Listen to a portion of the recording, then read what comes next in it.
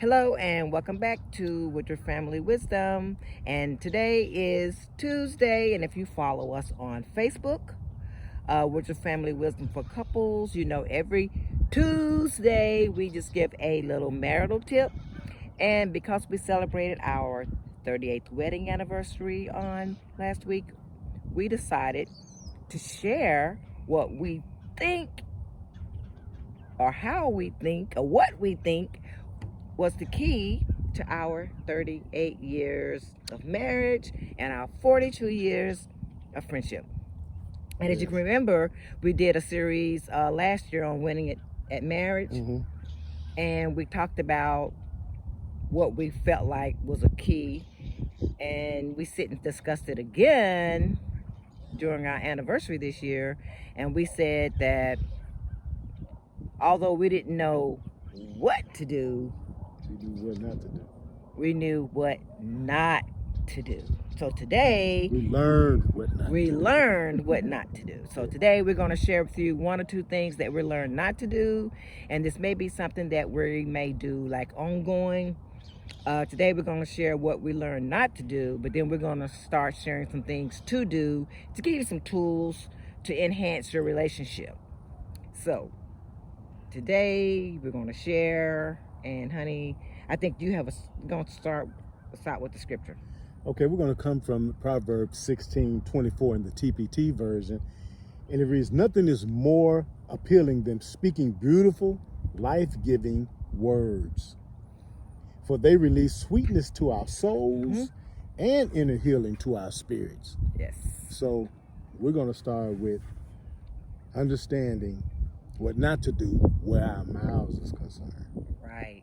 Because of our upbringing and because we were Christians, we knew what not to do. We knew not to talk about each other. We knew not to curse each other out. We knew not to talk about each other's parents and family.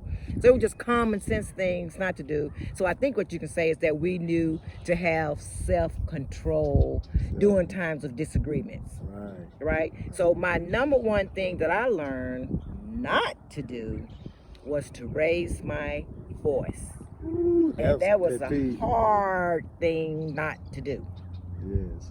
Because as women, we are so animated in our emotions, and we feel like, well, if you can't hear me, feel me. You're going to feel this pain. It's like we want to gut punch them with our words because we know we can't, beat you up physically. So we want you to feel our pain. Right. So that was my number one thing. And what was your number one thing? I think my number one thing was I learned not to avoid having the difficult conversations. Right. And when you think about that, it's like some things you just have to confront to bring about change. You got to have those conversations.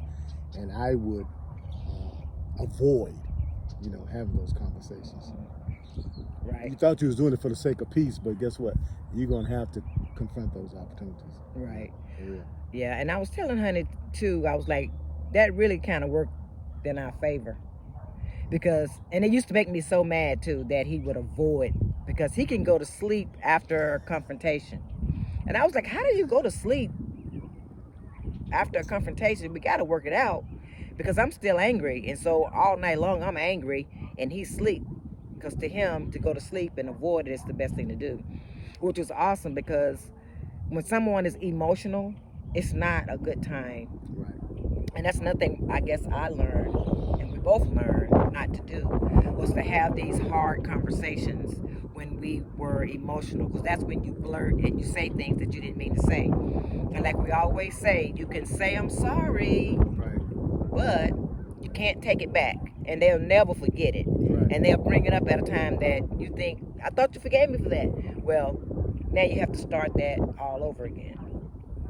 So, and I think you had another scripture too. Yeah, I think my next one is I learned not to hold on to things. And coming from Proverbs 16 and verse 9, and this is a TPT version, it says, "Love overlooks the mistakes of others, but dwelling on the failures of others devastates friendships.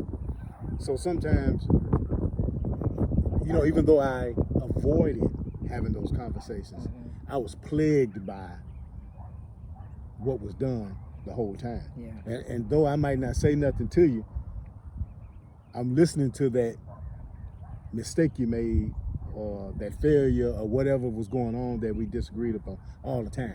Because we didn't know what to do or how to solve it. Right. So you just pondered on it. You pondered on it all the time. All the time. So you might Which not was be not having a the good conversation, thing. but Right. it's in your mind. Right. So now your behavior is probably showing it. Right. You know, in things that you say, a little sarcasm. It's Right. leaking. It's Yeah, leaking. it's overt, right? What Right. they call it? Yeah, overt behavior Yeah. versus covert behavior. Mm-hmm. And you know, we kind of shared something like that on one of the Tuesdays. 𝒲ℴ𝒴𝒹𝒃𝒆 says, conflict avoidance in any kind of relationship is not a sign of stability, but rather a sign of a serious problem. And I do agree with that because, once you get back to where you were, it's going to be a problem because if it's not resolved, you're just piling things on, and at some point that leak is going to be an explosion. That leak is going to be an explosion. So when we think about the main key that we felt like was the key to our success, say 42 years of friendship, was our words. We learned what not to say and what not to speak over our relationship. It's really cool because today everybody talk about, I'm manifesting this and I'm manifesting that. Yeah, everybody on their words now, right? Right. Trying to speak something to it's trying to speak something into existence. What better thing to speak to than your relationship?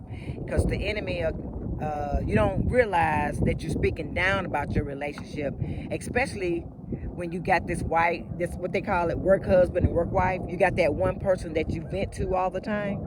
You're speaking down about their relationship. You're killing that relationship with your words, and you don't really know it, right?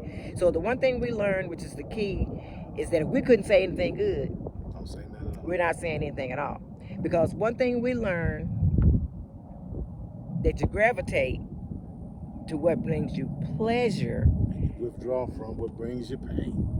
and you withdraw from what brings you pain. So we learned how to be pleasurable to one another. Is that a word? It is. It is. So we'll get back to that when we talk about things that we learned to do. Right now we're talking about the things that we learned not to do. Right. We used to say it like this: you learn, or we knew not to act the fool. Right. We knew not to act unseemly. And that was just with our relationship with God. There were certain things you just didn't do. Right. But you didn't know how to fix it or to make things better, right? So we're going to share with you over the weeks some of the things we learned how to make things better and bring pleasure to our relationships that drew us more and more together. So what were some of the things that you learned to do? You said you learned not to raise your voice. Right. And what else you learned? And I learned to respect your opinion. Right. Because, you know, as women, we feel like we always know the best way of doing something. And I can remember one time my daughter said, "Mom, there's more than one way to skin a cat." Note it. Right. Do note it. Yeah, it's more than one way. Right. So as women, we have to respect a man's opinion, although we feel like most of the time we have the best opinion. You can go back and look at that video on opposites attract. Right. It was really funny because we had that when we drove up here to the park today. He says, "You're going to go to the left, right?" Because I'm thinking I'm going to go right. Yeah. we were sitting in the parking lot, right? And she's like, "I'm going to get a better parking space because there's a lot of people starting to come up." So we literally right here by a parking spot. But since she liked to park, usually turning right though, right? Yeah, but I had already kind of scoped out, you know, the ball players, and I didn't want the ball to hit the car and accident and all that other stuff. She was looking left way across the parking lot. I'm like, there's a onesie right there. You know what I'm saying? Yeah, so anyway, that's just how, you know, we learn how to cope with each other with the lefts and the rights. That's a video too you can go watch. Yeah. How opposites attract. Because that's how I know what he's gonna do based on what I'm gonna do. I know he's gonna do the opposite. So anyway, that's another video. But that's what makes things so wonderful, and that because we get the full scope and the full picture with both of us. So the one thing that we think we found the key to our longevity in our relationship and our friendship is knowing what not to do and learning what to do, because that brings pleasure, and we draw one another to each other through pleasure. You're drawn to what brings you pleasure, and sometimes we look for people to be hypnotic when it comes to what you like and what you want. You know what I mean? And on that note, that's another thing I learned not to do. Assume. Yeah. Assume that you know what I want. Right. Because a lot of times, especially as women, I don't know why we like for it to be a mind reading episode. But so many of us say, well, if I got to tell you what to do, I don't want it. Right? So, but we got to get out of this, ladies. We got to be able to share what we want and not just assume he knows what we want, because probably 99.9% of the time, they don't really know what we want, and so we're disappointed and we're upset. So I mean, you still can get a surprise, because we can do exceedingly abundantly above all that you ask or think. But we know we're going to do you better than what you want if we at least know what you want. Yeah. Right. And some men get that right. But if you got a husband that's always get it wrong, save yourself some pain and just say, look, babe, this is what I want. You know what I mean? I'm particular like that. I like what I like. That's bottom line. I mean, you can do me better, but at least give me what I like. Don't substitute. You know what I'm saying? And give me nothing different. You know what I mean? I like what I like, man. That's cool. Yeah. I think it's easier that way, because somebody's going to really appreciate you and make that deposit in you when they do exactly what you want. Right? Or better. Right. I like that. Yeah. So the key is be my pleasure. And we could always be together. Don't cause me pain. If this world was mine, I would place at your feet all that I own. You've been so good to me. 38 years, y'all. So, today is Tuesday. Do something for the two of you to strengthen your relationship, especially if you're planning on being with this person for a lifetime. You want to be happy for a lifetime. Because it is true, you can be happily married. You don't just have to settle. You know, they talk about 50% of divorces end in divorce. 50% of marriages end in divorce. Let's don't make the other 50% unhappy. Right. And like just hanging in there. In restraint, when you can just really communicate to the one you love. Another thing I learned, where attention goes, energy flows. I remember someone was talking about how if they asked you what would it take to make the marriage a 10, and you took that to the barbershop or to the salon, they couldn't do nothing with that. Right. But if you bring it back to your mate, what it would take to make the relationship a 10, then they have the tools, right, what to go work on. Right. So I can give my attention to those things when I know. And with different stages of life, as we get older, you want to be treated a certain way dealing with what you're dealing with. It shouldn't be, I shouldn't assume your character changed because you're not feeling good or what's going on. I just know how to deal with it, dwelling with you according to knowledge. Right. And we're going to get into that. Yes. On one of the next videos.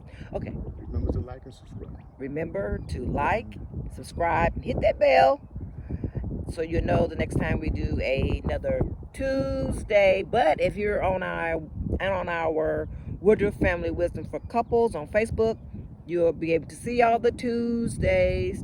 And remember that you are happy, healthy, wealthy, fit, and forgiven. God bless. Boop.